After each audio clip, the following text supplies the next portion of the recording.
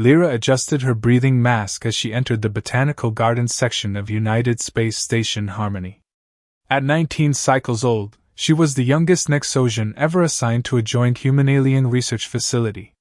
Her blue skin glistened under the artificial sunlight, thin and delicate compared to the sturdy human technicians working nearby. "Need any help with those samples?" called out a deep voice. Tom, one of the human security officers, stood at the entrance, his muscular frame nearly twice her size. Humans had always fascinated Lyra, so physically strong yet technologically behind Nexosian standards. "No thank you," Lyra replied in carefully practiced English. "Just routine inspection today." She moved deeper into the garden, recording the growth patterns of hybrid plants. The alliance between Earth and Exos had been beneficial for both species. Humans provided raw strength and resources, while Nexosians shared their advanced technology and scientific knowledge. Lyra paused before a cluster of luminescent flowers. Their genetic code had been modified to glow in the dark, providing emergency lighting if station power failed. As she leaned closer to examine a particularly bright bloom, she noticed movement among the petals. Something small darted out, hovering in front of her face. It resembled an earth bee but larger, with an iridescent exoskeleton that shifted colors in the light. Its wings hummed at an unusual frequency that made Lyra's inner ears vibrate. "You're not in our catalog," she whispered, reaching slowly for her specimen container.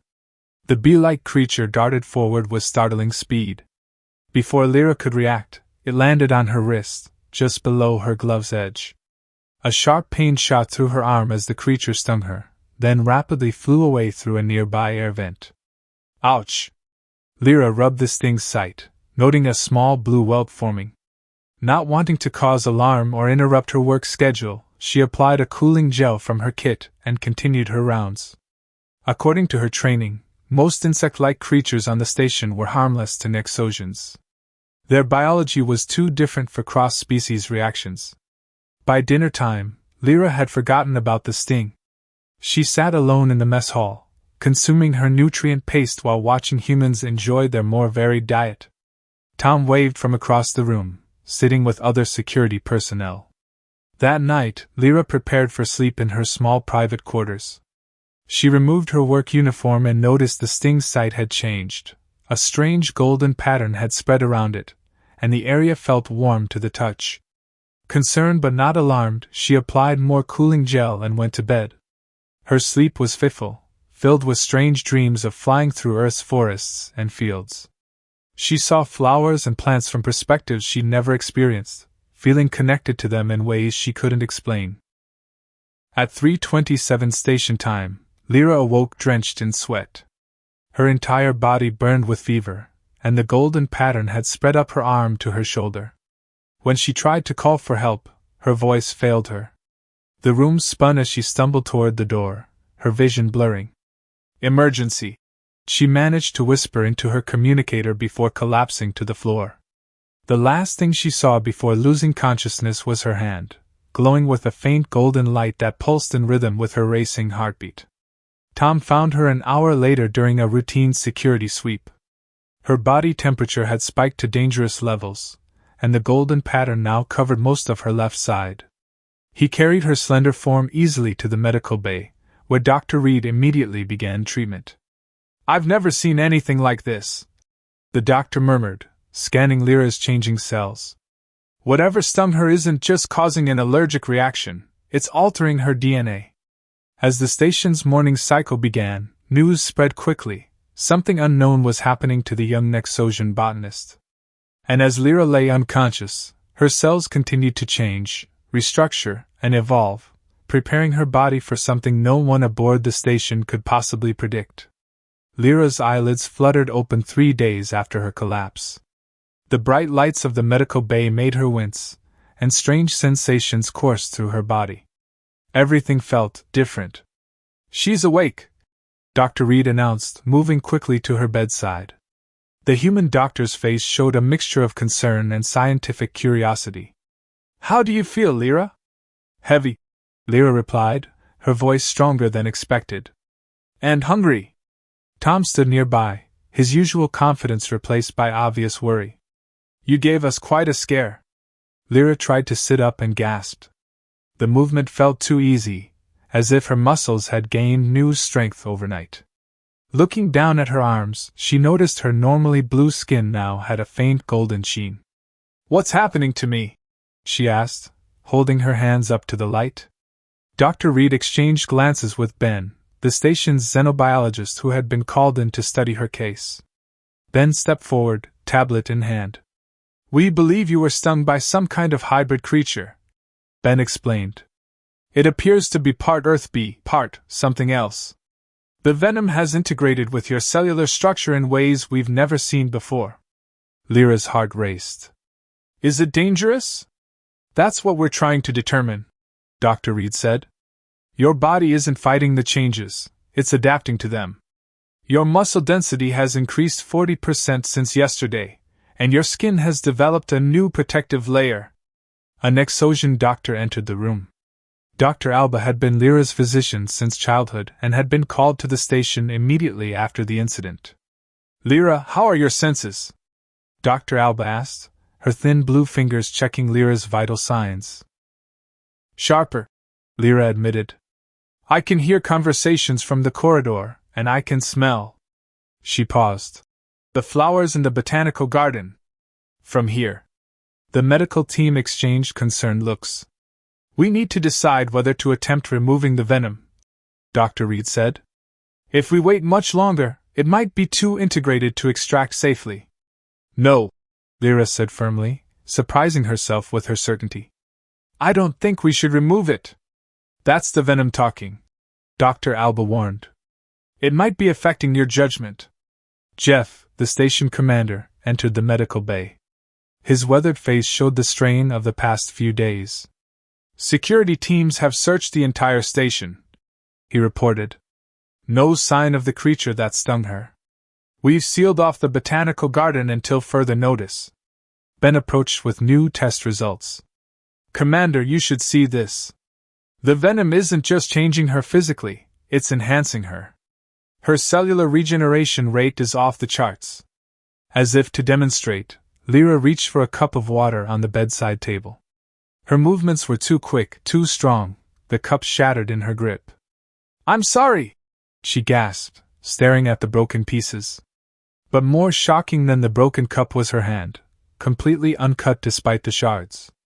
Incredible, Ben whispered. Try this. He handed her a metal stress ball used by the human crew for exercise. Lyra squeezed, and the metal dented under her fingers. Impossible, Dr. Alba muttered. Nexosians don't have this kind of physical strength.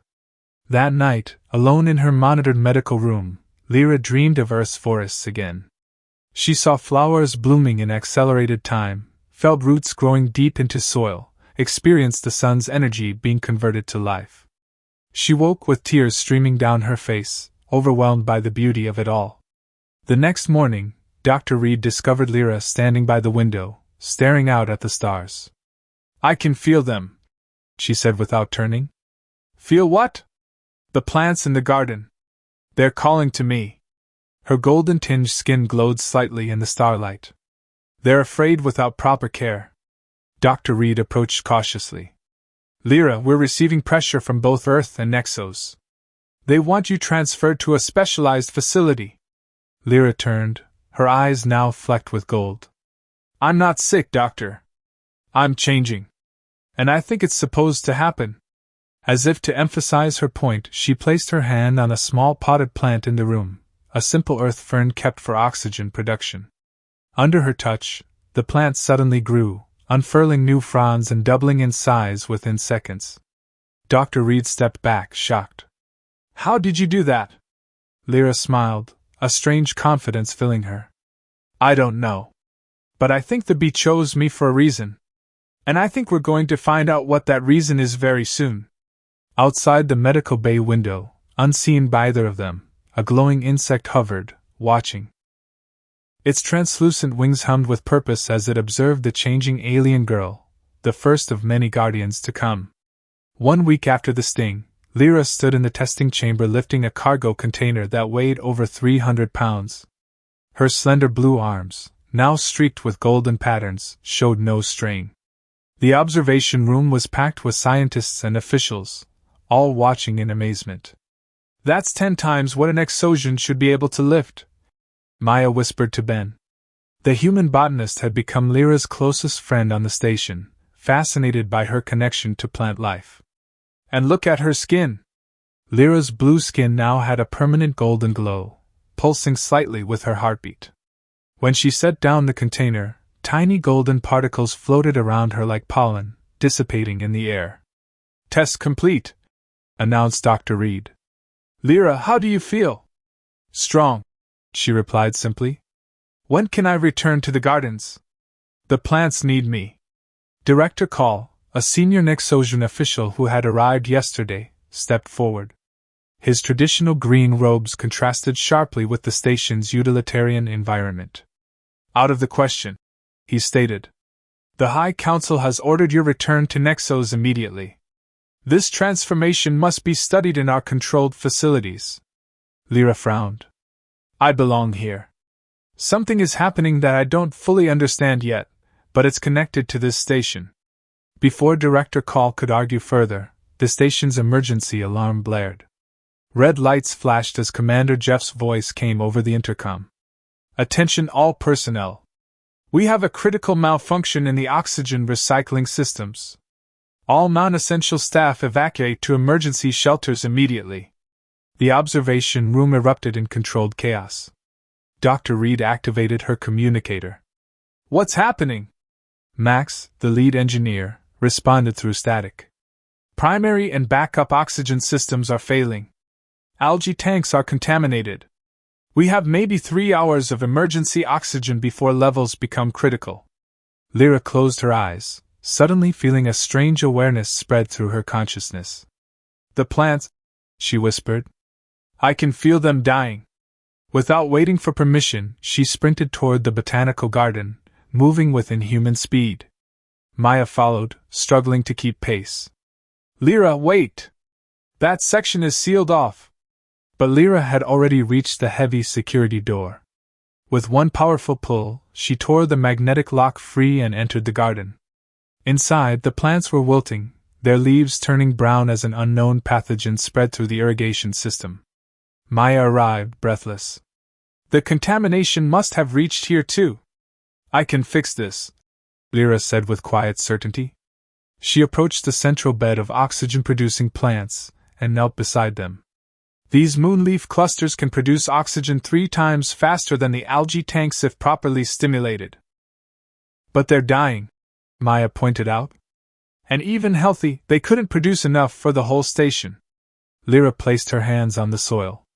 "They will now." Golden light flowed from her fingertips into the ground. The dying plants suddenly straightened, their color returning. Before Maya's astonished eyes, they began growing rapidly, spreading across the bed and climbing upward. New buds formed and opened within seconds, releasing visible waves of oxygen. "Impossible," Maya whispered. Lyra's eyes glowed gold as she worked. "The space bee showed me how, in my dreams. These plants have potential beyond their original design." Throughout the garden, other plants began responding, growing and evolving under Lyra's influence. Within minutes, oxygen levels in the garden had increased 200%. Commander Jeff's voice came through Maya's communicator. "Engineering reports oxygen levels rising throughout the station. What's happening down there?" "It's Lyra," Maya replied, watching as golden pollen-like particles spread through the ventilation system. "She's supercharging the plants, making them produce oxygen at unprecedented rates." 2 hours later, the crisis was over. The station's systems had been stabilized, with Lyra's enhanced plants now supplementing the repaired oxygen recyclers. In the command center, Director Call watched the security footage of Lyra's actions with narrowed eyes. "This changes things," he muttered to Commander Jeff. "Her abilities are more valuable than we anticipated." Meanwhile, Lyra sat exhausted in the center of the garden, surrounded by lush, evolved plant life. Some species had changed so dramatically they were barely recognizable, developing new features and capabilities. "How did you know what to do?" Dr. Reed asked, scanning the transformed plants. Lyra touched a flower that seemed to lean toward her like a pet seeking affection. I didn't. We did it together, me and the plants. And... She hesitated. And what? Maya prompted. And something else guiding us, Lyra admitted. Something that's been with me since the sting. I think the bee wasn't just a random insect. It was a messenger. High above them, hidden in the ventilation shaft, the space bee watched. Its body had grown larger, its intelligence expanding along with Lyra's transformation. Soon, it would be time for the next phase. News of Lyra's transformation and her role in saving the station spread quickly. Within days, ships from both Earth and Exos arrived, carrying scientists eager to study her case. But one particular shuttle arrived without announcement, docking in the night cycle when most of the station slept. Agent Pike, Earth Biological Research Division, said the tall man in the gray uniform. His handshake was firm as he greeted Commander Jeff, his smile not reaching his cold eyes. We're very interested in this incident. Behind Pike stood 4 silent operatives carrying specialized equipment cases. Their uniforms bore no insignia. We weren't notified of your arrival, Jeff said, studying the authorization papers. All research teams were supposed to be approved by both governments. Pike's smile tightened. This is a matter of Earth security. The potential applications of this transformation could be significant. The next morning, Lyra sat in the observation room as Pike circled her, taking notes. Her golden-streaked skin glowed brighter under stress, and tiny luminescent particles floated around her like miniature stars. Fascinating, Pike murmured. And you say you can communicate with plants now? Make them grow, evolve? It's not exactly communication, Lyra explained. More like understanding. I feel what they need. Pike nodded to one of his assistants, who approached with a needle. We'll need tissue samples. Before the needle touched her skin, Lyra felt a sharp buzzing sensation in her mind, a warning. She jerked away instinctively. What's wrong? Pike asked, his voice suddenly hard.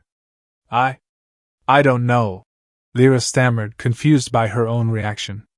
Something feels wrong.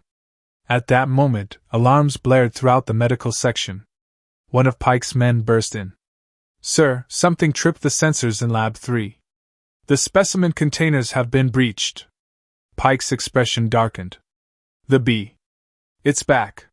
He turned to Jeff. Commander, I need a station-wide alert. We must capture this creature. Within the hour, security teams swept through the station's corridors, armed with specialized capture devices.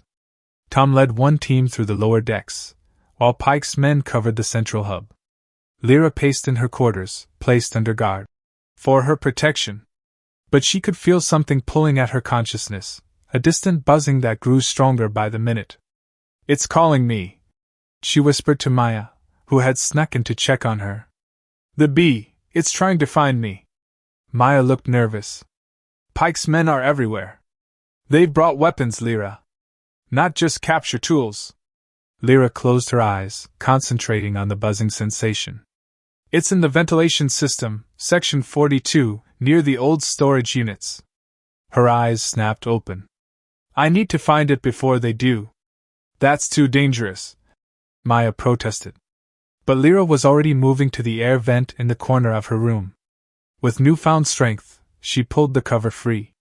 Pike isn't from any research division I've ever heard of. Whatever he wants, it's not about scientific discovery. Meanwhile, in Section 42, Pike's team had cornered something. Movement detected, reported Rook, Pike's second-in-command. It's larger than reported. Almost the size of a small bird now. Pike loaded his specialized stun weapon. Take it alive! We need to study its venom production. The creature burst from behind a storage container, no longer just a bee, but something evolving. Its exoskeleton shimmered with the same golden patterns that covered Lyra's skin, and its wings hummed with energy. Before Pike could fire, it darted past them and disappeared into another vent. Track it! Pike ordered. And find me everything about its connection to the alien girl. I want to know why it chose her. Crawling through the maintenance shafts, Lyra followed the mental buzzing. It grew stronger, guiding her forward until she reached a junction where the sensation nearly overwhelmed her. There, clinging to the metal wall, was the space bee, much larger than before, its compound eyes glowing with intelligence. You're afraid, Lyra whispered, somehow understanding the creature's emotions. Not of me, of them. Of Pike. The bee moved closer, its wings humming in a pattern that resonated with the golden patterns on Lyra's skin. Images flashed through her mind: laboratories, experiments, weapons. Pike's true intentions became clear. He wants to weaponize you, she gasped. To use your venom as a weapon. The bee's antennae touched her hand, and a deeper connection formed. Lyra saw beyond the station, beyond Earth and Exos, vast gardens spanning planets, pollinated by creatures like the one before her. Guardians of life, created to preserve and protect. You're not just a bee, Lyra realized. And I'm becoming something more than Exosian. Behind her, a flashlight beam cut through the darkness. I found her, shouted Rook's voice. And the specimen is with her. The hunt had reached its climax, but Lyra now understood, she wasn't the prey. She was becoming a guardian. Don't move! Rook aimed his weapon at Lyra and the bee. Agent Pike, I've found them in maintenance shaft 4C. Lyra felt a surge of protective instinct. Without thinking, she positioned herself between the gun and the space bee. You don't understand what you're doing, she said, her voice suddenly deeper, more resonant. Step away from the specimen, Rook ordered, his finger tightening on the trigger. Before he could fire, something extraordinary happened. Translucent wings erupted from Lyra's back, tearing through her uniform. They unfurled with a sound like rustling leaves, golden veins pulsing with light. What the? Rook stumbled backward in shock. Lyra was equally surprised, feeling the new appendages flex instinctively. The space bee buzzed excitedly, circling her head. Come on, she whispered to the creature. We need to go. With impossible speed, Lyra grabbed the bee and darted past Rook, her new wings helping her move with fluid grace through the narrow maintenance shaft. Behind her, Rook shouted into his communicator, calling for backup. Lyra emerged into a rarely used storage section. Her heightened senses detected footsteps approaching from multiple directions, Pike's team closing in. She looked down at her hands and noticed something new. Her fingertips were secreting a golden liquid that smelled like honey but glowed with inner light. The bee landed on her shoulder, its antennae touching her neck. Another flood of images filled her mind: ancient gardens on distant worlds, civilizations rising and falling, and creatures like the bee, guardians, watching over it all. You're showing me your purpose, Lyra whispered. A deeper understanding formed in her mind. The Guardians were created by an ancient species to maintain ecological balance across the galaxy. When they found compatible hosts, they shared their abilities, creating protectors for each world they visited. And you chose me. Lyra felt honored and terrified at once. The mental connection deepened as footsteps grew closer. Through the bee's consciousness, Lyra learned that her transformation was only half complete. The nectar now flowing from her hands could accelerate plant growth exponentially, a tool to heal damaged ecosystems. Freeze! Pike's voice echoed through the storage bay as he and 3 armed men entered from different doorways. Fascinating development, he said, eyeing her wings. The transformation is progressing faster than anticipated. Lyra backed away. I know what you want. You're not from any research division. Pike smiled coldly. Smart girl. Military bioweapons division would be more accurate. Imagine soldiers with your strength, healing abilities, and connection to plant life. We could terraform hostile planets in weeks instead of centuries. That's not what these gifts are for, Lyra said, the golden patterns on her skin glowing brighter with emotion. The gifts aren't yours to keep, Pike replied, raising his weapon. Now hand over the specimen. A voice came from behind Pike. That's enough. Tom stood in the doorway, his security uniform dusty from crawling through maintenance tunnels. Commander Jeff knows your real identity, Pike. Earth Central has been contacted. You have no authority here. Pike laughed. By the time they respond, we'll be gone, with our specimens. He fired at Tom, who dove behind a storage container. Chaos erupted. Lyra reacted instinctively, her wings carrying her upward as shots filled the air. The space bee darted around, distracting Pike's men while Tom returned fire. Lyra touched a wall panel where small emergency plants grew in case of oxygen system failure. The nectar from her fingers seeped into the soil, and instantly the plants exploded in growth. Vines and branches burst forth, wrapping around two of Pike's men, pinning them in place. Get the bee! Pike shouted to Rook, who lunged toward the buzzing creature. Lyra dove down, catching the bee in her cupped hands. The moment they touched, a blinding golden light filled the storage bay. Lyra screamed, not in pain but in revelation, as the bee's consciousness fully merged with hers. Knowledge flooded her mind: how to heal, how to grow, how to protect. Her wings expanded, now spanning 6 feet, and the golden patterns covered her entire body. When the light faded, Pike and Rook stood frozen in awe. Lyra hovered before them, transformed. The bee was gone, but its essence had fully integrated with her. In her hands, she held a glowing honeycomb structure that pulsed with life. The Guardian has chosen me, Lyra announced, her voice harmonizing with itself. And I have accepted. Tom lowered his weapon, staring in wonder. Lyra? She smiled at him. Still me, Tom. But more now. She turned to Pike. You wanted the venom's power? Let me show you what it's truly meant for. Pressing her hand against the wall, Lyra released a flood of golden nectar.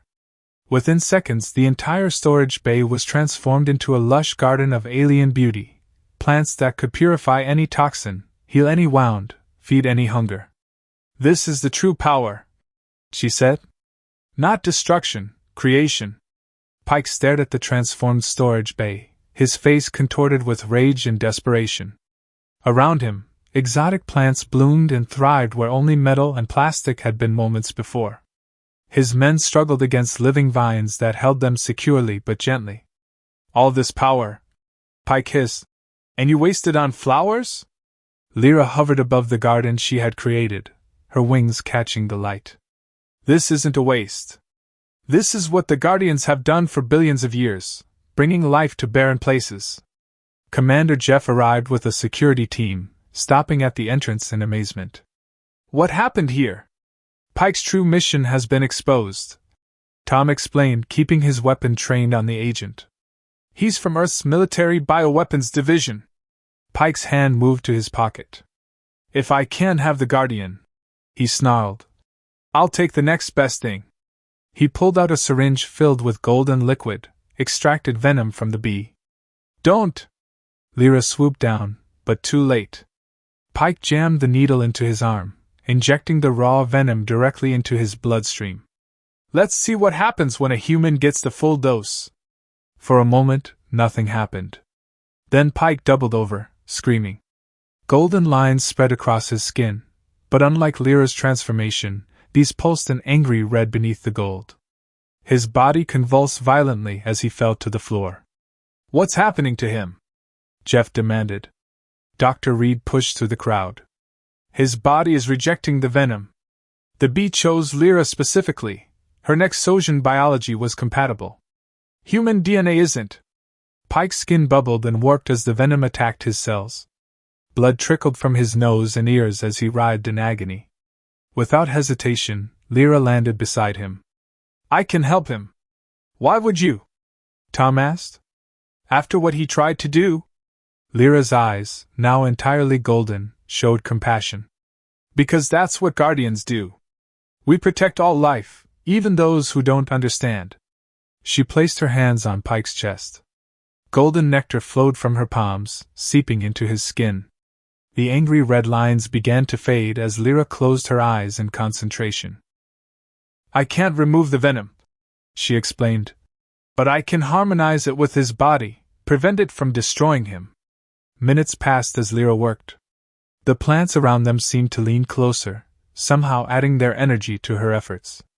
Finally, Pike's convulsions stopped. He lay still, breathing shallowly, his skin marked with faint golden lines. "He'll live," Lyra announced, standing wearily. "But the venom has changed him. Not as it changed me, but enough that he might understand what he tried to steal." 1 month later, the station had been transformed. The entire botanical section had expanded, filled with new species that Lyra had cultivated. Earth and Exos officials had arrived, formed a joint council, and spent weeks studying the phenomenon. Lyra stood in the center of her garden, no longer just a junior botanist but recognized as Earth's guardian. Her wings had grown stronger, and the golden patterns on her blue skin formed intricate designs that told the story of her transformation. "The council has reached a decision," Maya announced, entering the garden. "They've approved your request." Lyra smiled. "Then it's time to begin." Later that day, a shuttle departed from the station. Inside, Lyra stood by the viewport, watching as they descended toward Earth's surface. Below, a vast wasteland came into view, once a lush forest, now destroyed by centuries of pollution and neglect. "Landing in 5 minutes," the pilot announced. Tom stood beside her. "Are you sure about this?" "It's a huge undertaking." "It's why I was chosen," Lyra replied.